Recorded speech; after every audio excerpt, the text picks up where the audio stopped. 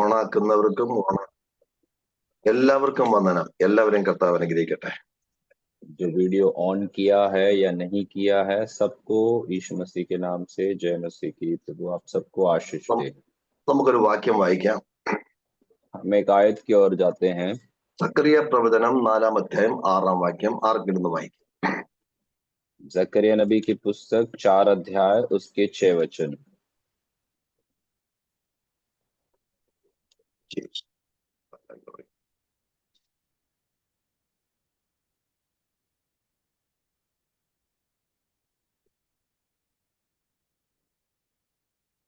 तब उसने मुझे उत्तर देकर कहा, जरुब्बाबिल के लिए यहोवा का यह वचन है, ना तो बल से और ना शक्ति से, परंतु मेरी आत्मा के द्वारा होगा। मुझ सेनाओं के यहोवा का यही वचन है। അവൻ എന്നോട് ഉത്തരം പറഞ്ഞത് എന്തെന്നാൽ, സെരുബാബേലിനോടുള്ള യഹോവയുടെ അരുളപ്പാടാവിത്, സൈന്യത്താലല്ല ശക്തിയാലുമല്ല എന്റെ ആത്മാവിനാൽ എത്രേ എന്ന് സൈന്യങ്ങളുടെ യഹോവ അരുളി ചെയ്യുന്നു. Thank you. കർത്താവ് അനുഗ്രഹിക്കട്ടെ. തകർന്നു കിടക്കുന്ന ഒരു അനുഭവത്തിന്റെ വെളിച്ചത്തിൽ ദൈവത്തിന്റെ ശബ്ദമാണ് നമ്മൾ ഇന്ന് വായിച്ചു കേട്ടത്. टूटे हुए एक अनुभव के मध्य में परमेश्वर का एक वाणी हमने यहाँ पर सुनकर हमने अमीन प्रभु की उपस्थिति में बैठे हैं। ശൂന്യമായതിനെ പണിയുന്ന ദൈവത്തിന്റെ ആത്മാവ്, जो शून्यता में चले गए हैं उसे फिर से पुनर्निर्माण करने वाला प्रभु की आत्मा। പ്രവാസത്തിന് ശേഷം ഇസ്രായേലിലെ പ്രവാചകന്മാരിൽ ശക്തനായ ഒരു പ്രവാചകനായിരുന്നു ഈ സക്കറിയാവ്. और इजरायलियों का जो प्रवास के समय के बाद इजरायलियों के मध्य में बहुत आमीन सामर्थ्य रूप से उपयोग किया हुआ प्रभु का एक दास था जरुब्बाबिल। സക്കറിയ പ്രവാചകനൊക്കെ സമകാലികരായിരുന്നു. और हगाई और जकरिया नबी जो हैं वे सब एक समय पर कार्य किए हुए लोग हैं। ദൈവാലയത്തിന്റെ പണി മുടങ്ങിക്കിടന്ന സമയത്താണ് ദൈവം സക്കറിയ പ്രവചനെ ശക്തമായി എഴുന്നേൽപ്പിക്കുന്നത്. जब परमेश्वर के मंदिर के कार्य जब रुका हुआ था, तब उसी समय में परमेश्वर ने जकरिया को बड़े सामर्थ्य रूप से उपयोग किया। നമുക്കറിയാം, സഭ ജനിച്ചു വീഴുന്നത് ആത്മാവിന്റെ ശക്തമായ ഇടപെടലായിരുന്നു. हम जानते हैं कलीसिया का जन्म आत्मा का एक सामर्थ्य कार्यों से होता है। മുമ്പിലെ ആദ്യത്തെ സഭയെന്ന് പറയുന്നത് യെരുശലേമിലെ സഭയാണ്. और इस पृथ्वी के सबसे पहली कलीसिया हम जानते हैं यरूशलेम में जो जन्म हुई कलीसिया है। യെരുശലേം സഭയുടെ പശ്ചാത്തലം ഞാൻ നിങ്ങളുടെ മുമ്പ് ശ്രദ്ധയിൽപ്പെടുത്താൻ ആഗ്രഹിക്കുക. और यरूशलेम इस कलीसिया के जो पृष्ठभूमि है मैं आपके ध्यान में लेकर आना चाहता हूँ। 120 മെമ്പേഴ്സ് ഉള്ള ചർച്ചായിരുന്നു യെരുശലേം ചർച്ച്. यरूशलेम कलीसिया का जो सदस्य लगभग 120 लोगों का था। എല്ലാവരും മുഖത്തൊരു ചൈതന്യം ഒന്നും ഇല്ലാത്തൊരു അനുഭവത്തിലായിരുന്നു ആ കാലഘട്ടം. और उन दिनों में उन समय में हरेक के मुंह में किसी भी प्रकार की प्रसन्नता न होने वाला एक समय पर वे लोग थे। കർത്താവ് കൊടുത്തൊരു വാഗ്ദത്തം ഉണ്ടായിരുന്നു. परमेश्वर ने उन्हें एक वायदा दिया हुआ था, പരിശുദ്ധാത്മാവിനുള്ള വാഗ്ദത്തം. पवित्र आत्मा को भेजने का वायदा। ഈ വാഗ്ദത്തം മുറിച്ചുകൊണ്ടാണ് മുഴങ്കാലിൽ നിൽക്കുക 10 ദിവസമായി പ്രാർത്ഥന മുന്നോട്ട് പോയി. और ये वायदा अपने हाथों में लिए हुए पकड़े हुए वे आगे की ओर बढ़ रहे थे और पतरस उनकी अगुवाई में ले चल रहा था। ഈ സഭയുടെ ബാക്ക്ഗ്രൗണ്ട് എന്ന് പറയുന്നത് ഈ സഭയുടെ ട്രഷറർ തൂങ്ങിച്ചത്തു, സുസൈഡ് ചെയ്തു. ये कलीसिया का पृष्ठभूमि इस प्रकार है कि ये कलीसिया का जो खजांची था वे अपने आप से खुदकुशी लेकर उन्होंने अपने जान को दे दिया। ആ സഭയുടെ മെയിൻ നേതാവ് ഇന്റർനാഷണൽ പിന്മാറ്റക്കാരൻ പത്രോസ്. और उस कलीसिया का सबसे बड़ा जो अगुवा है वे सबसे बड़ा प्रभु की उपस्थिति से पीछे गए हुए व्यक्ति हैं। മെയിൻ ആൾ യേശുവിനെ ക്രൂശിച്ചു കൊന്നു. और सबसे बड़ा व्यक्ति जो था वो यीशु मसीह को क्रूस पर चढ़ाकर मार दिए। ഗസ്റ്റ് മാസ്റ്റർ അവിടെ ഇല്ല. और वहां पर कोई भी प्रकार का गेस्ट पास्टर्स नहीं है। ഞാൻ ഈ സഭയിൽ പോകത്തില്ല. मैं तो वे कलीसिया में कभी नहीं जाऊंगा। എല്ലാം മൈനസാണ്. इस कलीसिया में अच्छा कहने के लिए कुछ नहीं है। ട്രഷറർ തൂങ്ങിച്ചത്ത ചർച്ചിലെല്ലാം പോവോ? സുസൈഡ് അറ്റംപ്റ്റ് അല്ലേ, അതും കുടലെല്ലാം തെറിച്ചു പോയി. और आप ऐसे कोई कलीसिया में जाएंगे जहां पर खजानजी ने फांसी देकर अपने आप को मार दिया है और उसका इतना बुरा हाल हुआ था। പ്രാർത്ഥന 10 ദിവസം നീണ്ടുപോയി. प्रार्थना जो था लगभग 10 दिन के लिए आगे की ओर चले गए। അല്ല, അവിടെ 2-ാമത്തെ അധ്യായത്തിൽ അപ്പോസ്തല പ്രവൃത്തികൾ 1-ാം ഒരു വാക്യം എന്നെ വളരെ ബലപ്പെടുത്തി. പെന്തക്കോസ്ത് നാൾ വന്നപ്പോൾ അവരെല്ലാവരും ഒരു സ്ഥലത്ത് ഒരുമിച്ച് കൂടിയിരുന്നു. English one Accord. और प्रेरितों के काम दूसरे अध्याय उसके पहले आयत में जब हम ये बात को पढ़ते हैं कि जब पेंटिकुस के दिन आया वे सब एक स्थान में इकट्ठा हुए, तो ये बात मुझे बहुत बल और सामर्थ्य को प्रदान किया। ഇങ്ങനെ വായിക്കുന്നത് ഒരു കൊടിയ കാറ്റ് അവരുടെ മേൽ അടിച്ചു. കൊടിയ കാറ്റ്, great wind was blowing upon dum. और वहां पर अगला आयत में इस प्रकार लिखता है कि एकाएक आकाश से एक बड़ी आंधी की सी सनसनाहट का शब्द सुनाई दिया। 10 ദിവസമായിട്ട് പ്രാർത്ഥന നടന്നുകൊണ്ടിരിക്കുക.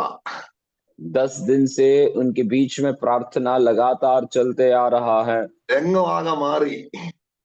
और आसपास के माहौल पूरा बदल गया। ആത്മാവ് പെയ്തങ്ങിറങ്ങി. आत्मा उनके बीच में बड़े सामर्थ्य से कार्य करने लगा അഗ്നിനാവുകൾ പതിഞ്ഞു. और आमीन आग सी जीभ उनके आमीन बीच में दिखाई देने लगे। കൊടിയ കാറ്റ് അവിടോട്ട് അടിച്ചത്. एक बड़ी आंधी उनके बीच में आमीन आकर टकराई थी ആ മാളികമുറിയിലേക്ക് അടിച്ചത്. और वो ऊपरी अटारी में उनके बीच में वो बड़ी आंधी आए थे അടിച്ചതും രംഗം മാറി.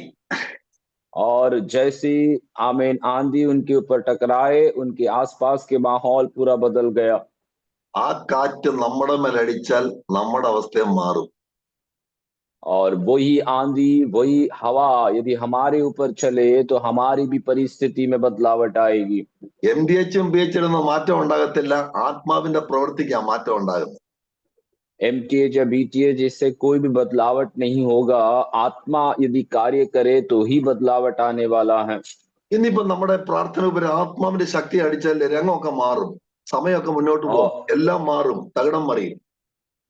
और यदि आप समझ लीजिए कि हमारे प्रार्थना ग्रुप में प्रभु की आत्मा का एक बड़ा कार्य प्रकट हो जाए तो हमारी सारी परिस्थिति बदल जाएंगे, प्रार्थना का समय आगे की ओर बढ़ जाएंगे, हम सबकी हालात में एक बदलावट दिखाई देगी। നമുക്കറിയാം മറിയയുടെ അടുക്കൽ ഗബ്രിയേൽ ദൂതൻ ഇറങ്ങി വന്നു. हम जानते हैं मरियम के पास प्रभु का स्वर्गदूत गब्रिएल उतर कर आता है അവരോട് നീ ഗർഭിണി ഒരു മകനെ പ്രസവിക്കും. और मरियम से इस प्रकार वाणी देता है कि तू गर्भवती होगी, तू एक लड़का को जन्म देगा അവന്റെ പേരും പറഞ്ഞു. और उसका नाम भी बता कर दिया। ഇതെങ്ങനെ സംഭവിക്കാൻ പോകുന്നേ? तो मरियम इस प्रकार पूछने लगी, सवाल करती हैं कि ये कैसा संभव है, നടക്കാൻ പോകുന്ന കാര്യമല്ലല്ലോ.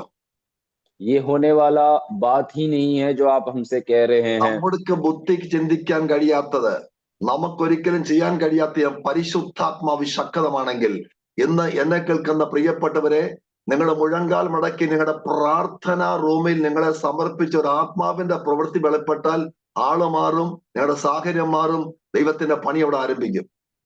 और यदि हमारे बुद्धि से बाहर यदि प्रभु की आत्मा कार्य कर सकता है तो मेरे सुनने वाले प्रिय लोगों, आप यदि प्रभु की आत्मा के सामने अपने आप को समर्पित करते हैं और उसका कार्य यदि आपके जीवन में प्रकट होते हैं तो आप एक बदला हुआ मनुष्य के समान आपका जीवन में अनुभव होगा। പരിശുദ്ധാത്മാവിന്റെ പ്രവൃത്തിയിലേക്ക് ദൈവസഭ മടങ്ങി വരണം. प्रभु की आत्मा का कार्य के लिए और उसके सामर्थ्य को देखने के लिए कलीसिया लौट कर आना जरूरी है। ഇതെല്ലാം നടക്കുന്ന ആക്ടിവിറ്റീസും കഴിവും ബുദ്ധിയും സ്ട്രാറ്റജിയും ഒക്കെ ആയിട്ട് അങ്ങ് പോവുക. और आज कलीसिया में ज्यादातर कार्यक्रम और ऐसी इत्यादि चीजों को करते हुए अपने आप के काबिलियत को बाहर लगाते हुए लोग आगे बढ़ते जा रहे ഞാൻ हैं। ദേവദാസന്മാരോട് പറയാ, നിങ്ങളുടെ സഭയ്ക്ക് ഒരു പുരോഗമനമില്ലെങ്കിൽ അല്ലെങ്കിൽ എന്തെങ്കിലും ഒരു നെഗറ്റീവ് ഉണ്ടെങ്കിൽ മുഴങ്കാൽ മുടക്കി പ്രാർത്ഥിച്ചാൽ മതി. ദൈവാത്മാവിന്റെ പ്രവൃത്തി അവിടെ വെളിപ്പെടും, നെഗറ്റീവ് പോസിറ്റീവ് ആകും, ചൈതന്യം ഉണ്ടാകും, ദൈവപ്രവൃത്തി വെളിപ്പെടും, പിന്നെ ഒരു തുടക്കമായിരിക്കും.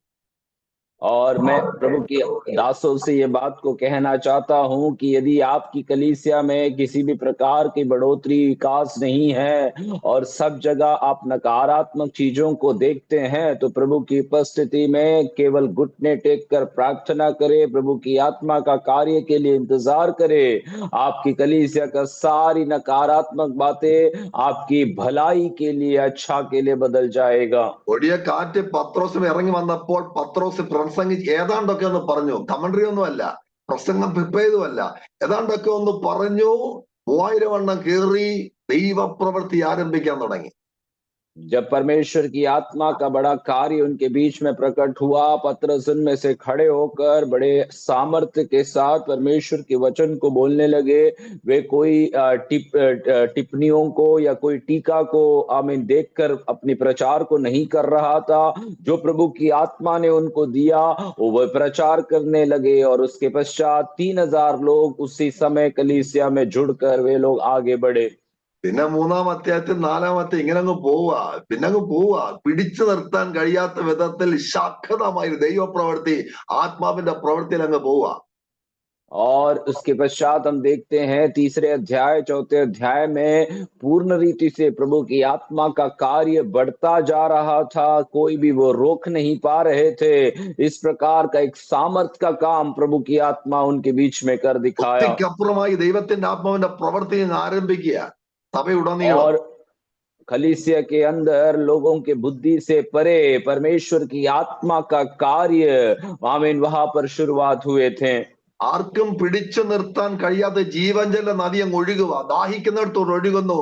അപ്പോസ്തലപ്രവൃത്തികൾ മുഴുവൻ പ്രശ്നമുണ്ട്, പീഡനമുണ്ട്, പ്രതികൂലമുണ്ട്, നിരാശയുണ്ട്. ഇതൊന്നും പ്രശ്നമല്ല.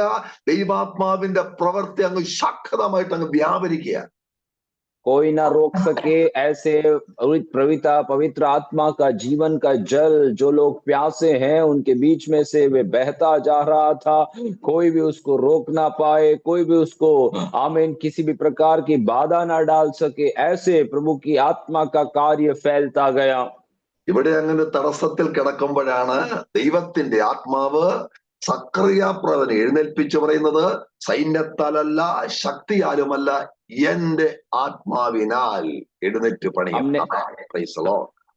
हमने पढ़े हुए इस आयत में भी कई प्रकार की रुकावट में वे लोग जब पड़े हुए थे मंदिर के निर्माण कार्य में, जब प्रभु का कार्य को वे लोग इंतजार कर रहे थे, तो आमीन जकरिया नबी से परमेश्वर की आत्मा कहता है, ना तो बल से ना तो शक्ति से परंतु मेरी आत्मा के द्वारा आमीन इन कार्यों को हम पूरा करेंगे।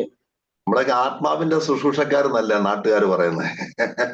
और हम सबको देखकर हमारे गांव के लोग इस प्रकार हमें बुलाते हैं या जानते हैं कि वे आत्मा के सेवक लोग हैं। കേരളത്തിൽ നടന്നൊരു സംഭവം ഞങ്ങളുടെ ശ്രദ്ധയിൽ കൊണ്ടുവരാൻ ആഗ്രഹിക്കുക. केरल में हुई एक घटना हम आपके ध्यान में लेकर आने की इच्छा रखते हैं। വർഷങ്ങൾക്ക് മുമ്പ് ഞാൻ കേട്ട ഒരു സംഭവം കേട്ടോ. और सालों पहले मैंने सुना ऐसा एक घटना है। ഞാനൊക്കെ രക്ഷിക്കപ്പെടുന്നതിന് മുമ്പുള്ള കാലഘട്ടത്തിൽ നടന്ന സംഭവമാണ്. और मैं प्रभु में उद्धार पाने के पहले हुआ एक घटना जो है मैं आपको बता रहा हूं। ഒരു സമ്പന്ന വീടാ, ഒത്തിരി മുതലാളി. ആ മുതലാളി വീട്ടിൽ ഒരാള് പറമ്പിൽ പണിയെടുക്കുക എന്ന് പറഞ്ഞാൽ കപ്പയ്ക്ക് കളയ്ക്കുക. और एक बड़े संपन्न व्यक्ति के जो खेत में एक व्यक्ति कार्य कर रहा था, काम कर रहे थे, और किसी प्रकार का जो पौधा उगाने के लिए वो कोशिश कर रहा था। അങ്ങനെ ഇദ്ദേഹം ഈ കിളച്ചുകൊണ്ടിരിക്കുമ്പോൾ തന്നെ ആത്മാവിൽ ആരാധിച്ചുകൊണ്ട് അന്യഭാഷ പറഞ്ഞുകൊണ്ടായി കിളയ്ക്കുന്നത്. और जब ये अपने उस खेत में कार्य कर रहा था, हल चला रहा था, तो उसी समय आत्मा में अन्य भाषाओं को बोलकर ये अपने काम को वो कर रहे थे। സാധു മനുഷ്യനാ, एक साधारण सा एक व्यक्ति था वो। അങ്ങനെ ഇരിക്കുമ്പോൾ ആ കൊട്ടാരം പോലെ സമാനം ഒരു വീട്ടില് ഒരു നിലവിളി കേട്ടു. ऐसा वे जब काम कर रहा था बाहर, जब उस महल समान उस घर के अंदर से रोने की चिल्लाने की आवाज सुनाई दी। അവിടെ ഒരു കൊച്ചു ഫിക്സ് പോലെ വന്നിട്ട് തല ഇറങ്ങി വീണ ഒരു അപ്രാളം കാണിച്ച് ഹോസ്പിറ്റൽ അടുത്തങ്ങുമില്ല, ആകെ കൂട്ട നിലവിളി. और उनके अंदर एक बच्चा जो था वे अचानक मिर्गी की बीमारी होने से वे वहां पर पड़े तड़प रहा है। वहां आसपास में कोई अस्पताल नहीं है। पूरे घर वाले लोग जो है वे चिल्लाकर रो रहे हैं इस घटना को देखकर। ഈ പണിയെടുത്ത് ആത്മാവിലായിരിക്കുന്ന മനുഷ്യനെ അകത്തോട്ട് ഓടിച്ചെന്നു. और ये बाहर जो आत्मा में आराधना करके काम करने वाला ये व्यक्ति उस घर के भीतर दौड़कर चला गया। കൂട്ട നിലവിളി, അടുത്തങ്ങ് ഹോസ്പിറ്റലൊന്നും ഇല്ല. और आसपास के लोग जो वहां पर देख रहे थे वे एक दूसरे को देखकर रोकर चिल्लाकर अनुभव में थे, और आसपास में वहां अस्पताल भी नहीं रहा। ആർക്കും ഒന്നും ചെയ്യാൻ പറ്റാത്തൊരു സാഹചര്യം. कोई भी कुछ भी ना कर पा रहा है, ऐसा एक परिस्थिति वहां पर थी। ഈ മനുഷ്യൻ ഞാനൊന്ന് പ്രാർത്ഥിച്ചോട്ടെ. ये व्यक्ति ने इनके बीच में जाकर कहा कि क्या मैं थोड़ा प्रार्थना कर सकता हूँ। ആ മനുഷ്യൻ മുട്ടുമെന്ന കണ്ണീരോട് ആത്മാവിൽ പ്രാർത്ഥിക്കാൻ തുടങ്ങി, അന്യഭാഷ പറഞ്ഞ് പ്രാർത്ഥിക്കാൻ തുടങ്ങി. और वे जो व्यक्ति जो बाहर काम कर रहा था वे उस घर के अंदर जाकर घुटने टेक कर आंसू बहाकर आत्मा में प्रार्थना करने लगा। ആത്മാവിൽ അങ്ങോട്ട് പ്രാർത്ഥിച്ചു കഴിഞ്ഞപ്പോൾ കൊച്ചിന് സൗഖ്യമായി. और आत्मा में प्रार्थना करने के पश्चात क्या देखता है कि वे बच्चा जो है वो पूर्ण रीति से चंगाई पाया है। അത് കഴിഞ്ഞപ്പോൾ ഈ മനുഷ്യൻ കൈകൊടുത്ത് പറയ, ദയവ് ചെയ്ത് ഇവിടെ ഇനിയും പണിയണ്ട. और ऐसे देखने के पश्चात ये व्यक्ति उस आदमी से हाथ जोड़कर विनती कर कर कहता है कि कृपया कर कर यहाँ पर आप अभी नौकरी ना करें। കൂലിവേലക്കാരനാ. और ये दिन दिहाड़ी के कार्य करने वाला व्यक्ति है। അവരോട് പറയും, ഇനി ഞങ്ങളുടെ വീട്ടിൽ പണിയെടുക്കണ്ട. और वो उस व्यक्ति से कहने लगा कि आप हमारे घर में अब से काम ना करना। നിങ്ങളൊരു അത്ഭുത മനുഷ്യനാ. आप तो एक अद्भुत मनुष्य हैं। ഞായറാഴ്ച ഇവരെ കുടുംബമായിട്ട് ചർച്ചിൽ പോയി. और संडे के समय रविवार के दिन वो पूरे परिवार मिलकर कलीसिया में चले गए। ഇങ്ങനെയാണ് പണ്ട് സഭ പണിഞ്ഞുകൊണ്ടിരുന്നത്. और ऐसा पुराने जमाने में कलीसिया में लोग जुड़ा करते थे। ആത്മാവാണ് പണിഞ്ഞുകൊണ്ടിരുന്നത്. और उस समय में आत्मा लोगों के बीच में काम करता था। ദൈവസഭയ്ക്കകത്ത് മുഴങ്കാലിൽ തമ്പറടിച്ച് ആത്മാവ് നിറവിൽ മണിക്കൂറുകൾ ആരാധിക്കുമായിരുന്നു. और परमेश्वर की उपस्थिति में घुटने में बैठकर ढोल बजाकर वे लोग आत्मा में घंटों आराधना करते थे। ആത്മാവിന്റെ തീ ആടിപ്പറന്ന് അന്ധകാര ശക്തികൾ തകിടം മറിഞ്ഞു. और आत्मा का आग फैलने के समय में आमेन जो अंधकार की शक्ति है वे उलट पुलट हो गए। ആ പ്രവൃത്തി ഇന്നും മങ്ങിയിട്ടില്ല കേട്ടോ. वो कार्य जो आत्मा का है वो आज भी कम नहीं हुआ है। പ്രാർത്ഥിക്കാൻ തരണമെങ്കിൽ ഇന്നും ആത്മാവിന്റെ പ്രവൃത്തി വെളിപ്പെടും. आप प्रार्थना करने के लिए तैयार होते हैं तो आज भी आत्मा का कार्य आपके बीच में प्रकट होगा। ആത്മാവിന്റെ പ്രവർത്തനം സകലത്തെയും തള്ളിമറിച്ചിട്ട് അങ്ങനെ എല്ലാ നെഗറ്റീവും പോസിറ്റീവ് ആക്കി ദൈവപ്രവൃത്തി മുന്നോട്ട് പോകും. और आत्मा का कार्य जो है हर एक रुकावट को गिराकर जो नकारात्मक को सकारात्मक रूप से बदलकर आगे की ओर ले चलता है। നമുക്കിനി വായിച്ച വാക്യത്തിലേക്ക് കടന്നു വരാം. हम पढ़े हुए आयत की ओर अपने ध्यान को लेकर आते हैं। ഇന്ന് ഈ വാക്യം മറന്നു പോകരുത്. സൈന്യത്താലുമല്ല ശക്തിയാലുമല്ല, എന്റെ ആത്മാവിനാൽ. और ये वचन जो हमने आज पढ़ा है या भूल नहीं जाना इस प्रकार है कि ना तो बल से और ना शक्ति से परंतु मेरी आत्मा के द्वारा। ദാനിയേലിന്റെ പുസ്തകം 9-ാം അധ്യായം നമ്മൾ ഇങ്ങനെ വാക്യം വായിക്കുന്നുണ്ട്. ഒരു കാലസംഖ്യ ദാനിയേൽ ഗ്രഹിച്ചപ്പോൾ ആ കാലസംഖ്യയുടെ പൂർത്തീകരണത്തിനായി ദാനിയേൽ മുഴങ്കാലിൽ ദൈവത്തിലേക്ക് മുഖം തിരിച്ചു. और डैनियल के पुस्तक उसके 9 अध्याय को जब हम पढ़ते हैं तब वहां पर डैनियल को एक काल के विषय में कुछ संख्याओं को दिया गया था, और जब उसने उस बात को समझने की कोशिश की तो वे घुटने में टेक कर प्रभु से प्रार्थना करने लगे। പ്രാർത്ഥന സ്വർഗത്തിലെത്തിയപ്പോൾ ദൈവം കോരശിനെ ഉണർത്തി. और जब प्रार्थना स्वर्ग तक पहुंचता है तो परमेश्वर वहां के राजा को आमीन जगाता है। ദൈവത്തെ ചരിത്രത്തിലോട്ട് അങ്ങ് കയറി. और वहां इतिहास के अंदर प्रभु प्रवेश करने लगा। എവിടൊക്കെ പ്രാർത്ഥന ചെല്ലുന്ന നോക്കിയേ. और प्रार्थना का सामर्थ कहां कहां तक पहुंच सकता है आप थोड़ा समझ कर देखिए। നമ്മളൊക്കെ കഴിഞ്ഞ ദിവസമൊക്കെ പ്രാർത്ഥിച്ചിരുന്നു മാർച്ച് നിർത്താനൊക്കെ. സ്തോത്രം. അപ്പൊ എവിടെല്ലാം പ്രാർത്ഥനയുടെ പവർ ചെയ്യുന്നെന്ന് നോക്കിയേ. हमने पिछले दिनों में, पिछले हफ्तों में प्रार्थना किया था कि कई जगह पर जो लोगों की हमें जो धमकियां दी गई थी उसे रोकने के लिए, और आप समझ सकते हैं कि प्रार्थना का सामर्थ्य क्या कुछ कर सकता है। ഇന്ന് കോരസിന് അടുത്തെങ്കിൽ ട്രംപിനെ ദൈവം ഉണർത്തി. और आमीन उस समय में वहां आमीन कुछ आमीन कोरेस राजा को यदि परमेश्वर ने जगाया तो आज प्रभु कोई और व्यक्ति को जगा सकता है। ഞാൻ അതിനകത്തും ദൂത് നിങ്ങൾ കൈമാറാൻ ആഗ്രഹിക്കുക. और मैं उसमें से भी आपको एक संदेश देना चाहता हूं। ഒരു തടസ്സം, ഒരു പ്രതിസന്ധി നിങ്ങൾ നേരിടുന്നതെങ്കിൽ, അഭിമുഖീകരിക്കുന്നെങ്കിൽ, നിങ്ങൾ മുഴങ്കാൽ മടക്കി പ്രാർത്ഥിക്കാമെങ്കിൽ എവിടെയൊക്കെ ഉണർത്തി നിന്റെ പ്രശ്നത്തിന് പരിഹാരം നമുക്കറിയത്തില്ല. ഒരാത്മാവിന്റെ പ്രവൃത്തി അവിടെ വെളിപ്പെട്ടിരിക്കും. ദൈവം പ്രവർത്തിക്കും. നിങ്ങളുടെ പ്രാർത്ഥന എവിടെല്ലാം ചരിത്രത്തിൽ എവിടൊക്കെ ചെല്ലുന്ന അറിയത്തില്ല. പക്ഷെ ജനത്തിന് ആത്മാവിന്റെ പ്രവൃത്തി തീർച്ചയായിട്ടും വെളിപ്പെടും.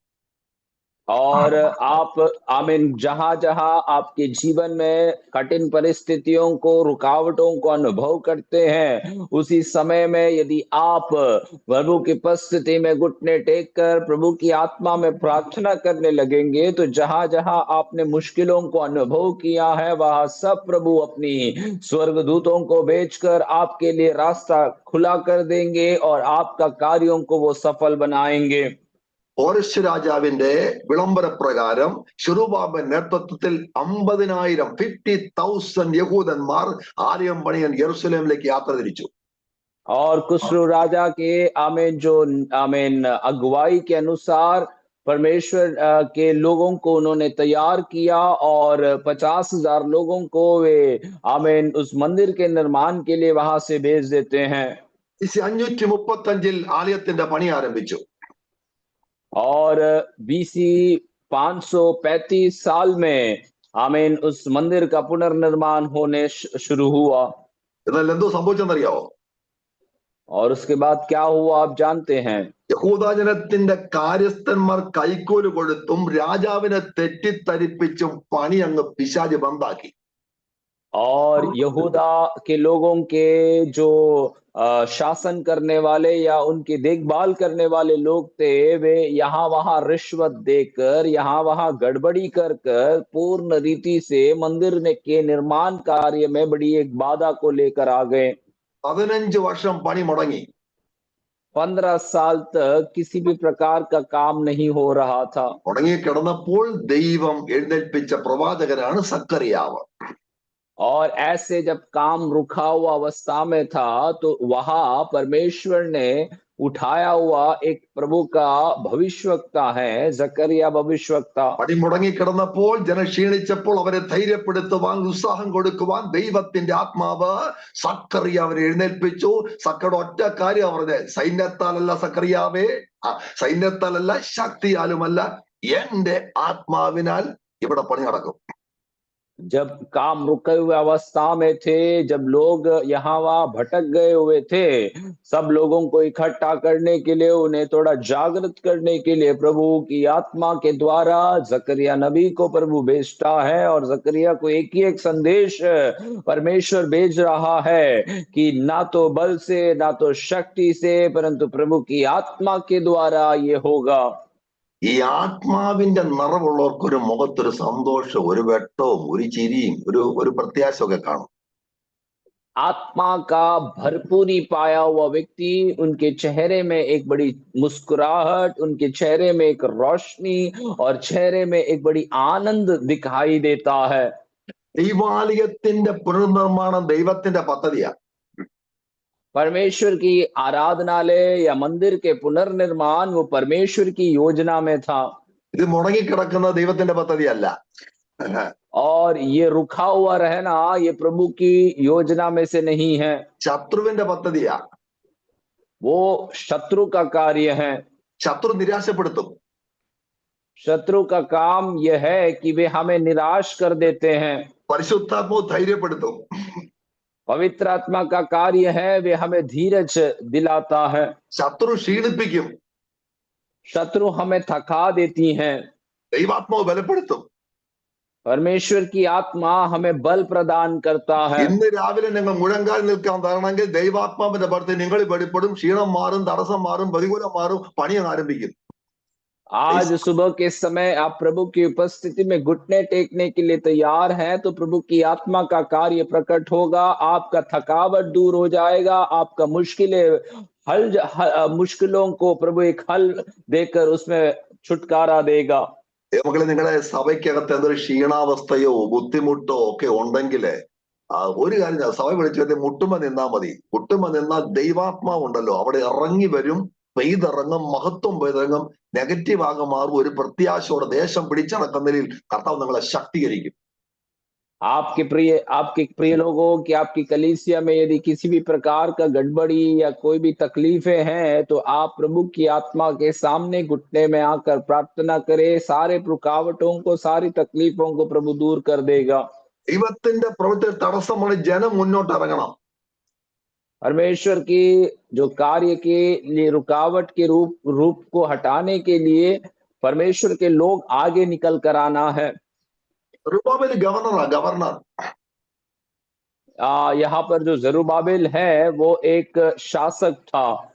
സൈനിക ശക്തി ഉപയോഗിക്കാൻ ദൈവത്തിന് പുള്ളിക്ക് തീർച്ചയായിട്ടും കഴിവുണ്ട്. അതിന് സൈന്യ ശക്തി 10 പേരെ വിടെ അല്ലെങ്കിൽ 1000 പേരെ വിടെ. एक बड़ा शासक होने के कारण उसे सेना का उपयोग करने के लिए या सेना को मांग करने के लिए उनसे वो संभव है। वो चाहे तो वो कर सकता है। പക്ഷേ ഇവിടെ കോരശ് രാജനെ മനസ്സിൽ ഉണർത്തിയ ദൈവമാണ്.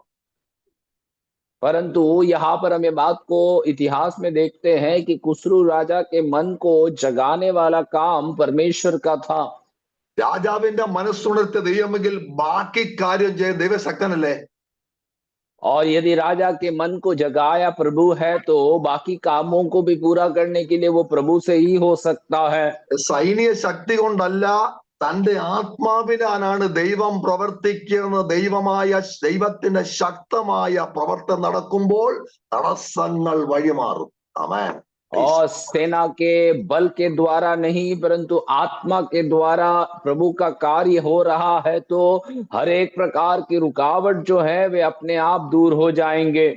ദൈവാത്മാവിന്റെ പ്രവർത്തനം തടസ്സമില്ലാത്തതാ. परमेश्वर की आत्मा का जो काम है वो बिना कोई रुकावट का कार्य है। ഞാൻ 4-ാമത്തെ 2-3 ഒന്ന് वाइकामो? चौथे अध्याय उसके 2 और 3 आयत को हम पढ़ेंगे। उसने मुझसे पूछा तुझे क्या दिखाई पड़ता है? मैंने कहा एक दीवट है जो संपूर्ण सोने की है और उसका कटोरा उसकी चोटी पर है और उस पर उसके 7 दीपक हैं जिनके ऊपर बत्ती के लिए 7 नालियां हैं। दीवट के पास जैतून के 2 वृक्ष हैं, एक उस कटोरे की दाहिनी ओर और दूसरा उसकी बाई ओर।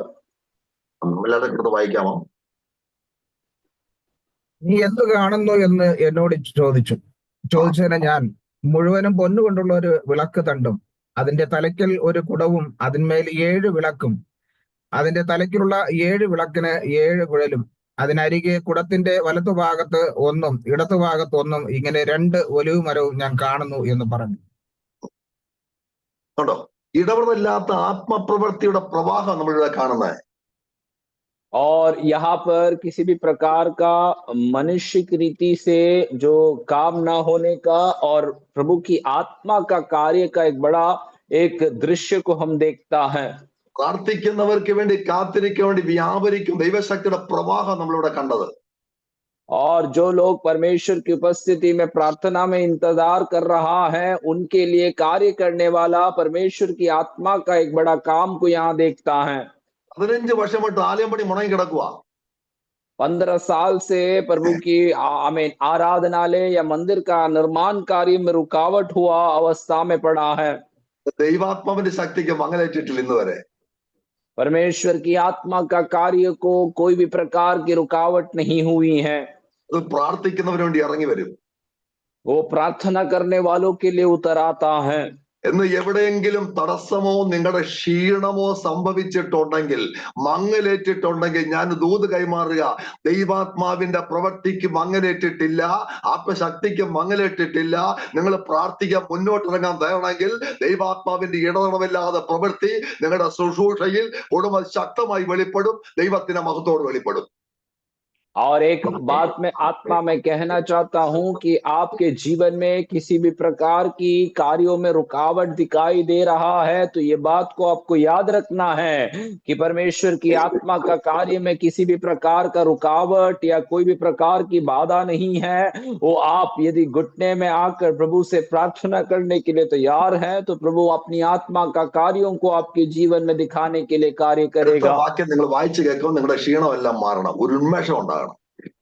अगले आयत को आप जब पढ़ते हैं तो आपकी सारी थकावट दूर होकर आप में एक जोश, एक उमंग उठना है। അലയമ്പണി മുടങ്ങി കിടക്കുന്നു, और प्रभु की आराधनालय का कार्य रुका हुआ है। ജനം ഭയത്തിലായിരിക്കുന്നു. जो लोग हैं वे लोग सब भयभीत अवस्था में हैं। അപ്പോഴേ ആ സക്രിയ ഒരു ദർശനം കാണുന്നത്. तब जकरिया नबी यहाँ पर एक दर्शन को देखता है। വിളക്കിന്റെ തണ്ട്, ഇവിടെ കാണുന്ന വിളക്കിന് തണ്ടുണ്ട്, വിളക്കിന് തണ്ട്. और यहाँ पर देखने वाले जो दीपक हैं उसमें कई दीवटें भी हैं। ഇവിടെ ദൈവാലയത്തിൽ കാണുന്ന വിളക്കുന്ന ഒരു വ്യത്യാസമുണ്ട് ഈ വിളക്കിന്. और यहाँ पर साधारण रीति से देखे जाने वाले जो दीवट है उसमें से एक प्रत्येक एक अनुभव इसमें है। അലയ്ക്കലുണ്ട്, കുടമുണ്ട്, കുടം. और इसके आसपास में जो है नालियां भी हैं। ദൈവാലയത്തിന്റെ വിളക്കിനകത്ത് ഇടിച്ചെടുത്ത തെളിവുള്ള ഒലിവെണ്ണയായിട്ടാ കത്തിക്കൊണ്ടിരിക്കുന്നത് അല്ലേ? और परमेश्वर के आराधनालय में जो दीवट पाए जाते हैं वे उस जैतून से निकाले गए तेल में से बना उसका दिया जलता है। പക്ഷെ ആലയത്തെ വിളക്കിന് ഇവിടെ കുടമില്ല. परंतु ये जो आराधनालय के जो दीवट है इसमें किसी भी प्रकार की नालियां नहीं है। ഇവിടെ ഒഴിച്ചു കൊടുക്കണം. और उसमें बार बार तेल को उंडेला जाना जरूरी है। സക്കറിയ വേണ്ടതിനെ വിളക്കില്ല, അത് കുടം വെച്ചിരിക്കുക, രണ്ട് കുടം നിറഞ്ഞിരിക്കുക. അവിടെ എണ്ണ നിന്ന് പോന്ന് ഭാരപ്പെടുക വേണ്ട, കുടത്തിൽ നിന്ന് എണ്ണ ഇങ്ങനെ ഒഴിച്ചോണ്ടിരിക്കുക. और सकरिया ने जो दीवट को देखा था, उस दीवट में नालियां दोनों बाजू में लगाए गए हैं, तो वहां पर किसी को तेल डालने की आवश्यकता नहीं, उस नालियों में से तेल अपने आप बहता रहेगा। എണ്ണ മാറ്റിയാൽ ഒരു മനുഷ്യനെ തൊഴിക്കണ്ട. और यदि उस दीवट में तेल कम हो जाए तो किसी को वहां जाकर उसे उंडेलने की आवश्यकता नहीं। വിളക്കിന്റെ രണ്ട് വശത്തും ഒരു വർഷങ്ങൾ നിൽക്കുക. और एक और बात यहाँ पर देखते हैं कि दीवट के दोनों बाजू में 2 जैतून के वृक्ष भी खड़े किए गए हैं। അപ്പൊ എണ്ണ ഒഴുക്കിക്കൊണ്ടിരിക്കുക. और उसका अर्थ है कि परमेश्वर अपना तेल उसमें उंडेले जा रहे हैं। ഇത് കണ്ട് എങ്ങനെ ദൈവനെ ബലപ്പെടാതിരിക്കും? और ये दृश्य देखने के पश्चात कैसे प्रभु के लोग बलवंत ना हो पाए। ദൈവപ്രവൃത്തിയുടെ തടസ്സം പിശാച് സൃഷ്ടിക്കുമ്പോൾ ഇവിടെ ഇടപെടലാതെ എണ്ണയുടെ സജ്ജീകരണം ദൈവം ഒരുക്കുക. और जब प्रभु के कार्य में किसी भी प्रकार का रुकावट को जब शैतान खड़ा करने की कोशिश करता है, यहाँ पर हम क्या देखते हैं कि लगातार परमेश्वर उस दीवट में जैतून का जो तेल को उंडेलते जाते हैं। 4-12 വാക്യം നമ്മൾ വായിക്കുന്നേ, ദൈവമക്കൾ ശക്തി നഷ്ടപ്പെടേണ്ടവരുടെ കാര്യമില്ല, നിരന്തരമായി എണ്ണ ഒഴുക്ക് അവരെ ശക്തരാക്കി ആലയമണി ശക്തരാക്കി ദൈവം നിർത്തും. और 4 अध्याय उसके 12 पद में इस प्रकार लिखता है कि जैतून की दोनों डालियां क्या है, जो सोने की दोनों नालियों के द्वारा अपने में से सुनहरा तेल उंडेलती जाती हैं। तो प्रभु का वचन ये बताता है कि वे सामर्थ्य रूप से प्रभु अपना कार्यों को वहां दिखा रहा है। സർവ്വസാധാരണമാണ് അല്ലേ? और समस्या जो है वे तो साधारण है, പക്ഷെ ഇവിടെ തടസ്സം പർവ്വത സമാനമാണ്. പർവ്വത സമാനം और ഇരിക്കുന്നത് വലിയ പ്രശ്നമാ. इनकी इनकी जो रुकावट है वे पर्वत के समान दिखाई दे रहा है। इतना बड़ा समस्याओं में वो घेरे हुए हैं। ഈ പർവ്വത സമാനമായ തടസ്സങ്ങളും പ്രശ്നം നീങ്ങുന്നത് സ്വന്തം കഴിവുകൊണ്ടല്ല, ശക്തിയാലുമല്ല, ദൈവത്തിന്റെ ആത്മാവിനാലാണ് ഈ പർവ്വതം മാറുന്നത്, ഉരുകി മാറുന്നത്. ആമേൻ. Praise the Lord. परंतु ये पर्वत समान जो समस्या है वे किसी इंसान की मदद से नहीं, परंतु परमेश्वर की आत्मा के कार्यों से ये ऐसे ही उनके सामने से हट जाती हैं। ഇതിനെ തകർക്കുന്ന കൃപയെന്ന് ആർപ്പിടുമ്പോഴാ और ये सारे पर्वतों को तोड़ने का कारण जब वे लोग अनुग्रह या प्रभु का आमीन सामर्थ के बारे में जब वो लोग घोषणा करते हैं तब ये काम होता है। ദൈവജനം ആർപ്പിടുമ്പോൾ ശത്രുവിന്റെ കോട്ടകൾ മാറുകയല്ല, തകർന്ന് വീഴുക ചെയ്യുന്നത്, തകർന്ന് വീഴും. और जब परमेश्वर के लोग प्रभु के जय जयकार करेंगे तो शत्रु की जो भी गढ़ है वे हट नहीं जाते हैं, तो परंतु वचन हमें बताता है कि वे टूट कर गिर जाते हैं। ആത്മാവിന്റെ പ്രവൃത്തിക്ക് വേണ്ടി അവർ തന്നെ പ്രേരിപ്പിക്കുക, ദൈവത്തിന്റെ ആത്മാവ് പ്രേരിപ്പിക്കുക, ശക്തീകരിക്കുക. और प्रभु की आत्मा का कार्य के लिए परमेश्वर उनको प्रेरणा और उसको सामर्थ्य प्रदान करता है। അതുകൊണ്ടല്ലേ മറിയോട് ദൂതൻ പറഞ്ഞേ, ഞാനേ ഇവിടുത്തെ ആളല്ല, ഞാൻ ദൈവസ്ഥ നിൽക്കുന്ന ഗബ്രിയല, നീ ഗർഭിണി ഒരു മകനെ പ്രസവിക്കുക. എങ്ങനെ? ഭൂതം പറഞ്ഞറിയാവോ? അത്യുന്നതന്റെ ശക്തി നിന്റെ മേൽ നിഴലിടും, അപ്പോൾ ഇത് സംഭവിക്കും. ആമേൻ. इसलिए मरियम से परमेश्वर का स्वर्गदूत इस प्रकार से कहता है कि मैं जो कह रहा हूं मेरा नाम गब्रिएल है, और ये जो परमेश्वर का कार्य तेरे जीवन में होगा। जब मरियम ने इसके प्रति जब सवाल किया तो वो इस प्रकार उसे उत्तर देने लगा कि ये सर्वशक्तिमान का सामर्थ्य तेरे ऊपर छाया करेगा और उसके द्वारा तेरे जीवन में ये अद्भुत कार्य प्रकट होगा। അത്യുന്നതന്റെ ശക്തി, ചിന്തിക്കണം, അത് അത്യുന്നതന്റെ ശക്തി. ये वचन कहता है कि वो सर्वशक्तिमान परमेश्वर का सामर्थ्य, इसी के विषय में हमें मनन करना है। നമ്മൾ പാടും സൈന്യത്താലേ അല്ല, ശക്തിയാലുമല്ല, അല്ലെ, ദൈവത്തിന്റെ ആത്മ ശക്തിയാലത്രേ ആർത്തുപാടി. പാട്ട് പാടാൻ സന്തോഷമല്ലേ? मलयालम में इस प्रकार का गीत हम गाते हैं कि सेना के द्वारा नहीं है, शक्ति से द्वारा भी नहीं है, परंतु परमेश्वर की आत्मा के कार्यों से सब कुछ हम प्रभु के जय जयकार के साथ आगे बढ़ेंगे। ഇത് കണ്ടപ്പോ സക്കറിയ തൂക്കുകട്ട എടുത്ത് പണിയാൻ, എന്നിട്ട് പറയാണ്, സക്കറിയാവിന്റെ ചെറുബാബിന്റെ കയ്യിലിരിക്കുന്ന തൂക്കുകട്ട കണ്ട് ദൈവം സന്തോഷിക്കുന്നെന്ന്. और ये जब देखने के पश्चात सकरिया जो है अपने कार्यों को शुरुआत करने के लिए अपने सारे औजारों को वो लेता है और उससे वो कहता है कि परमेश्वर ने जरुब्बाबेल को आमीन प्रभु के कार्यों के लिए उपयोग करने जा रहा है। ദൈവത്തിന്റെ സഭയ്ക്ക് പരിശുദ്ധാത്മാവിന്റെ ശക്തി വാഗ്ദത്തം ചെയ്തിട്ട് ക്ഷീണിക്കുവാനല്ല, എഴുന്നേറ്റ് പണിയാൻ വേണ്ടിയിട്ടാ. परमेश्वर ने प्रभु की कलीसिया को पवित्र आत्मा का सामर्थ्य जो वायदे के रूप में दिया है वो हमें थकाने वाले अनुभव में लाने के लिए नहीं है, परंतु जागते हुए फिर से प्रभु के कार्यों को पुनर्निर्माण करने के लिए है। ദൈവത്തിന്റെ വചനമേറ്റെടുത്ത് ദർശനം പ്രാപിച്ച ചെറുബാബേലിന്റെ കൂട്ടരും പണി ആരംഭിച്ചു. ദൈവത്തിന്റെ പണി ആരംഭിച്ചു. परमेश्वर के वचन को स्वीकार करते हुए परमेश्वर के कार्यों को शुरुआत करने के लिए जरुब्बाबेल और उसके लोग फिर से उनके कार्यों को शुरुआत किए। मारी उनका सारे आमीन जो रुकावट था वो सब दूर हो गया। 4 വർഷം കൊണ്ട് പണി പൂർത്തീകരിച്ചു. और अगले 4 साल में उन्होंने अपने सारे निर्माण कार्यों को पूर्ति कर ली। ദൈവത്തിന്റെ കരം ഞങ്ങൾക്ക് അനുകൂലമായി വെളിപ്പെട്ടു. और वे लोग इस प्रकार कहने लगे कि परमेश्वर का हाथ हमारे लिए बड़े अनुकूल रीति से काम करने लगा। ദൈവസഭ പണിയുന്ന ദൈവത്തിന്റെ പരിശുദ്ധാത്മാവാ. परमेश्वर की कलीसिया को बनाने का काम प्रभु की आत्मा का है। നല്ല നിരാശകളും മാറും, പർവ്വതങ്ങൾ ഉരുകി മാറും. आपके सारी निराशाओं को वो हटा देंगे, आपके सामने खड़े रहने वाले पर्वत समान प्रश्नों को वो पिघला देगा। ആത്മാവിന്റെ പ്രവൃത്തി സഭയ്ക്കകത്ത് വെളിപ്പെടണം. आत्मा का काम जो है वो आपकी कलीसिया के अंदर दिखाई देना है। പൗലോസ് പറഞ്ഞ നാം ചോദിക്കുന്നതിനും അത്യന്തപരമായി ചെന്ന ദൈവത്തിന്റെ ശക്തി നമ്മൾ വ്യാപരിക്കുന്ന ശക്തിയാ. और जैसे आमीन वचन में कहता है कि हम जो मांगते हैं और हम जो आमीन अपने मन में इच्छा करते हैं उससे भी बढ़कर परमेश्वर की आत्मा का कार्य जीवन में प्रकट होता है। നാലാമത്തെ ഒരു പ്രശ്നം വന്നപ്പോൾ ഇവരെല്ലാം കൂടെ ഒന്നിച്ച് വിളിച്ച് പറഞ്ഞ് കർത്താവേ, ജാതികൾ കലഹിക്കുന്നതും വംശങ്ങൾ വ്യക്തമ നിരൂപിക്കുന്നതും എന്ത് അത്തിച്ച് നിലവിളിച്ച് പ്രാർത്ഥിച്ചപ്പോൾ ആത്മാവിന്റെ മഹത്വം പെയ്തിറങ്ങി ഇരിക്കുന്ന ഇടം കുലുങ്ങി.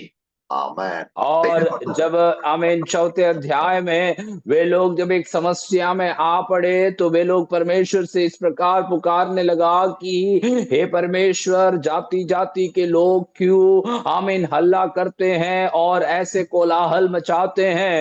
ऐसे जब प्रार्थना किए तो परमेश्वर की आत्मा उनके बीच में बड़े सामर्थ्य में उतर आए। നമ്മൾ കുലുങ്ങുന്ന പിന്നെ ഇരിക്കുന്നിടം കുലുങ്ങാൻ പോകുന്നു.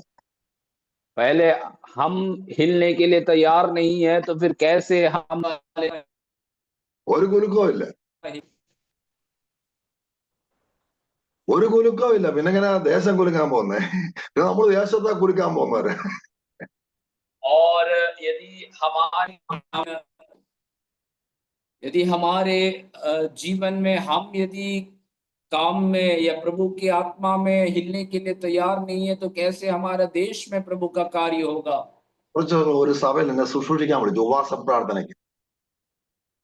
और यहाँ पर एक कलीसिया में एक प्रभु के दास को सेवकाई के लिए बुलाए। ഞാൻ അവിടെ ചെന്നപ്പോൾ ഉപവാസ പ്രാർത്ഥനയുടെ ആദ്യത്തെ ദിവസം വൈകിട്ടത്തെ സെക്ഷനിലാണ്. और मैं वहां पर उपवास और प्रार्थना में उनके पहले दिन के शाम के सत्र में वहां पहुंचा। ഞാൻ അകത്ത് കയറിയപ്പോൾ ബദറൻ ചർച്ചാണോ ചിന്തിച്ചു പോയി. और मैं जब अंदर प्रवेश किया तो ऐसे मुझे लगने लगा कि कोई और नामदारी कलीसिया है क्या। ആരും കൈയും കൊട്ടുന്നില്ല, ആരും കൈ കൊട്ടുന്നില്ല, അനുഭവം ഇല്ല. കേട്ടില്ല? ആരും കൈ കൊട്ടുന്നില്ല, ഒരു അനക്കവും ഇല്ല, ഒരു സന്തോഷവും ഇല്ല, ഒരു ചിരിയില്ല. പിന്നെ ഒരാൾ സോളോ പാടുക, ഉപവാസ പ്രാർത്ഥനയാണ്. और यहाँ पर इस प्रकार का दृश्य हम देख रहे थे कि कोई भी ताली नहीं बजा रहा है, कोई भी गीत नहीं गाता है, किसी के मुंह में कोई मुस्कुराहट नहीं है, केवल एक व्यक्ति अकेला आमीन गीत गा रहा था। കുറച്ച് കഴിഞ്ഞപ്പോ ദൈവം എനിക്ക് വെളിപ്പെടുത്തി ഇവിടെ പല കുടുംബങ്ങളും പ്രതിസന്ധി കിടക്കുക. कुछ समय के पश्चात प्रभु की आत्मा ने मेरे मन में इस प्रकार का एक बात को प्रकाशन दिया कि यहाँ पर कई कलीसिया के परिवार जो हैं ये बड़े समस्याओं में उलझे हुए हैं। ഒരു ദൈവപ്രവൃത്തി അവിടെ വെളിപ്പെട്ടെങ്കിൽ ആ സഭയ്ക്ക് ഒരു ഉദ്ധാരണം ഉണ്ടാകത്തുള്ളൂ. एक परमेश्वर का कार्य प्रकट होने से ही നമ്മുടെ ചടങ്ങിനകത്ത് നിൽക്കുന്നവനല്ല ദൈവം. करने से ही അതിനെ പൊളിച്ചു കളയത്തക്ക ദൈവാത്മാവിന്റെ പ്രവൃത്തി സഭയ്ക്കകത്ത് വെളിപ്പെടണം. आपके कलीसिया में बड़ा सामर्थ्य का काम प्रभु की आत्मा का प्रकट होना है। ഒരു അരമുക്കാൽ മണിക്കൂർ കഴിഞ്ഞപ്പോ ദൈവപ്രവൃത്തി അവിടെ വെളിപ്പെട്ടു കേട്ടോ. और एक आधा पौने घंटे के पश्चात बड़ा प्रभु का सामर्थ्य का कार्य वहां पर प्रकट होने लगा। മുഖഭാവം മാറി. और वहां के सारी अनुभव वहां के ഞാൻ बदल गए। ചിന്തിച്ചു, ദൈവാത്മാവിന്റെ പ്രവൃത്തി അത്ര ശക്തമല്ലേ? और मैं तब वहां पर सोचने लगा कि परमेश्वर की आत्मा का काम कितना सामर्थ्य कार्य है। നമ്മുടെ അകത്ത് വ്യാപരിക്കുന്ന ശക്തി ഏതാ? हमारे अंदर काम करने वाला सामर्थ्य कौन सा है? അഖിലാണ്ടത്തിന്റെ ഉടയവന്റെ ശക്തി അകത്ത് വ്യാപരിക്കുന്നത്. और इस आमीन सारे भूमंडल को आमीन निर्माण करने वाला प्रभु का कार्य सामर्थ्य हमारे अंदर कार्य करता है। സൈന്യത്തല്ല ശക്തിയാലുള്ള എന്റെ ആത്മാവിലെ ഇനി യഹോവയുടെ അരുളപ്പാട്. और ये सेना के द्वारा नहीं और कोई भी सामर्थ्य के द्वारा नहीं परंतु प्रभु की आत्मा के द्वारा ये प्रभु की वाणी है। ഈ ദിവസങ്ങളിൽ ദൈവാത്മാവിന്റെ ചലനവും പ്രവൃത്തിയും നിങ്ങളുടെ ജീവിതത്തിൽ, കുടുംബത്തിൽ, സഭയിൽ വെളിപ്പെടുമാറാകട്ടെ. അതിനെ ദൈവം നമ്മളെ ഒരുക്കുമാറാകട്ടെ. और इन दिनों में परमेश्वर की आत्मा का हलचल और प्रभु की आत्मा का कार्य हमारी कलीसियाओं में, हमारे परिवारों में प्रकट होने पाए, उसी के लिए प्रभु हमें सामर्थ्य बनाए। അനുഭവിച്ച ദൈവദാസൻ നന്ദി പറയുന്നു. और सारे प्रभु के दासों को धन्यवाद देता हूँ। ഞങ്ങളോർത്തും പ്രാർത്ഥിക്കണം. നാളെ ദൈവം അനുവദിച്ചാൽ ഇവിടുന്ന് ഞങ്ങൾ 4 ദിവസം മിഷൻ ട്രിപ്പിനായി വില്ലേജിൽ പോവാണ്. നിങ്ങൾക്കറിയാം മഹാരാഷ്ട്രയിലെ അവസ്ഥ ഇച്ചിരി പ്രതികൂലമാണ്. ശക്തമായി പ്രാർത്ഥിക്കണം. ഞങ്ങൾ 4 പേരുടെ ടീമാണ് കടന്നു പോകുന്നത്. വില്ലേജ് ആഗ്രഹിക്കുന്നു. ഓർത്ത് പ്രാർത്ഥിക്കണം. God bless you all. Thank you very much pastor Salam. Thank you so much. हमारे लिए आप लोग प्रार्थना करना। प्रभु की इच्छा है तो कल हम 4 लोग मिलकर आमीन एक मिशन की यात्रा में हम जा रहे हैं। महाराष्ट्र के कई जिलों में हम जा रहे हैं। आप लोग हमारी यात्राओं के लिए प्रार्थना करें। हम शुक्रवार को लौट कर आएंगे। प्रभु हम सबको अनुग्रह और आशीषित करे।